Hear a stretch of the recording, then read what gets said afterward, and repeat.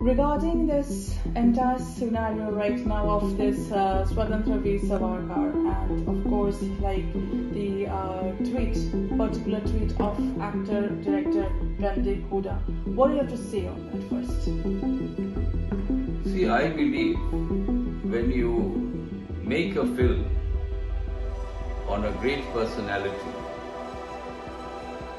one needs to study in depth about the life and times of the person. Savarkar was a revolutionary. He had a certain ideology. He started his fight against the British. Then he was interned at the cellular jail for a period of 11 long years.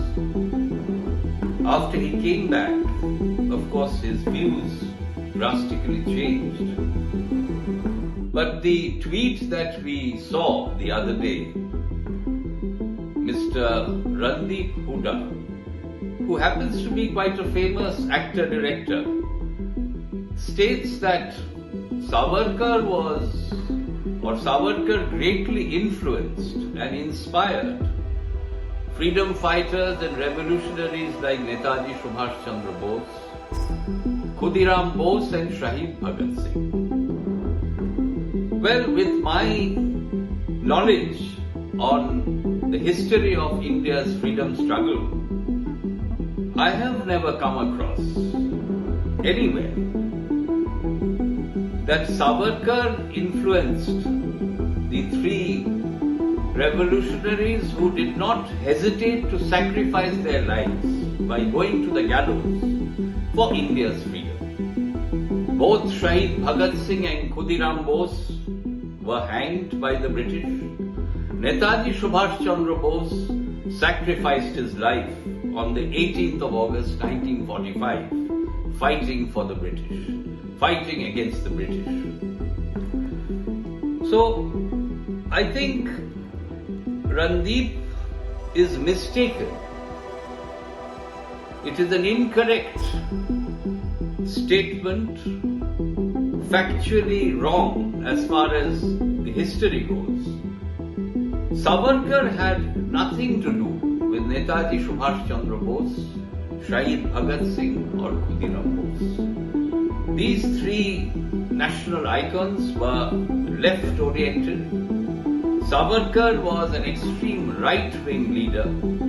He believed in Hindutva ideology. He believed in two-nation theory. Whereas Netaji Subhash Chandra Bose was an inclusive secular leader. He completely opposed the thought of a Hindu Rashtra or Hindutva. Netaji was a devout Hindu, no doubt, but he was the only leader to date who refused to use religious symbols for political purposes. So my request would be that if Randeep Hooda wants to make a genuine, factually correct film on Savarkar, he is most welcome to do so. But at least the tweet that he made signifies that he is on the wrong track. You don't need Netaji, Khudiram Bose or Shahid Bhagat Singh to portray Veer Savarkar. Savarkar has his own ideology. He had his own contribution. He was respected by a section of the population. He still has respect among certain sections of the people of India and abroad. So I think it would be fair on Savarkar to project him the way he was.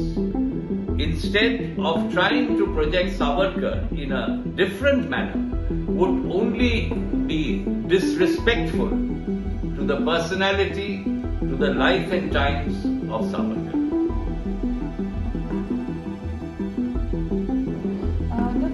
Somewhere I would also like to understand, from you, that do you think there are some political influences also working here? Do you think so, or?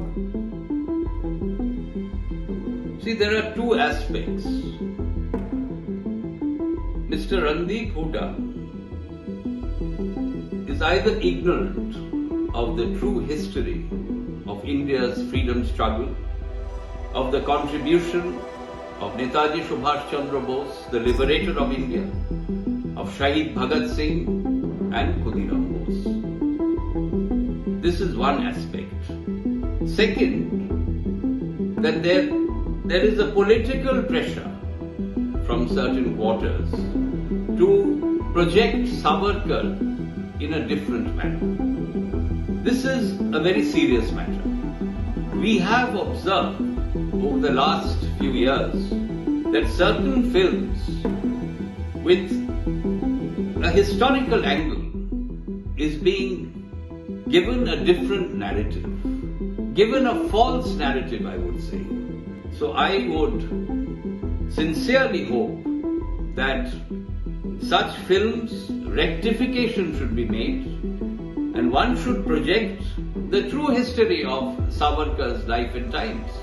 For such fine news breaks and video features from ground on your mobile phones, don't forget to subscribe to our channel, The New Indian, by clicking on the bell icon.